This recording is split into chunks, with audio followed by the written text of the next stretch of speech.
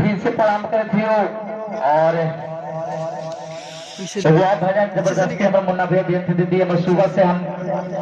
महादेव की ही भजन ही गावे थी सवेरे से 3 गाँव गई लियो चौथा में जब राम आई लियो और तबियत खराब हो और पंकज भाई से बात कर लिया हम सुई लेके लिए दवाई खा के लिए बहुत सर्दी खा से बुखार हो लगा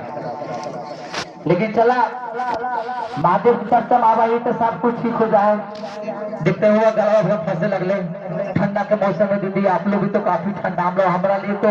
एगो लगा दिला है कुछ शीत रुके थे लेके तो हनी तो हमारे ज्यादा कष्ट कर रहे हैं कहीं ना कहीं हम इसीलिए तो अब कष्ट बहुत तो नहीं लेते हमारे चलते देखिए गुरु भाई वो भजन गा रहे हैं आप लोग जरूर साथ दीजिएगा।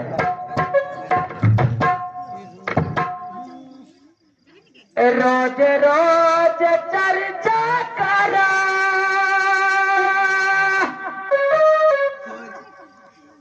नाम के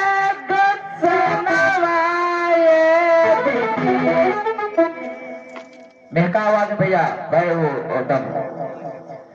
रोज रोज चर्चा करा नाम के शिव गुरु मिली गैला हम के महानवाए शिव गुरु मिली गैला हम के महानवाए भैया शिव गुरु मिली गैला रोज रोज चरण तारा नाम के गोपालवाए दीदी और रोज रोज चर्चा करा और नाम के गोपालवाए दीदी शिव गुरु मिली गैला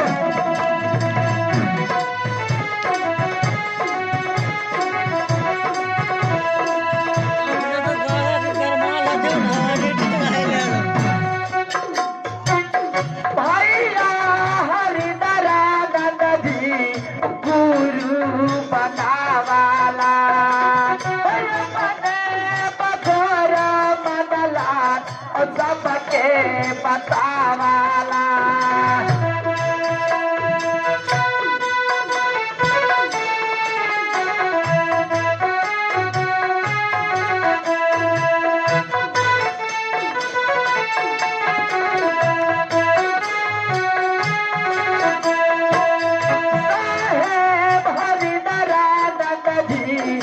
गुरु बनावाला सबके बताई देलन सब काम कराला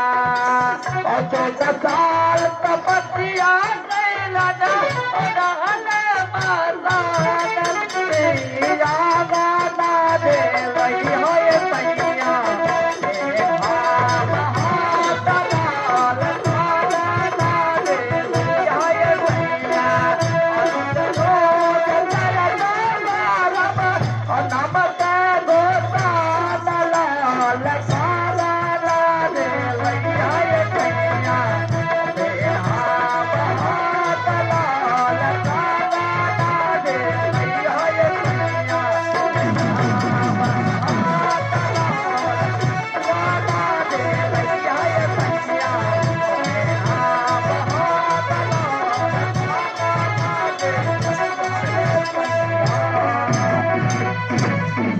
आप लोग के बीच में एक और भजन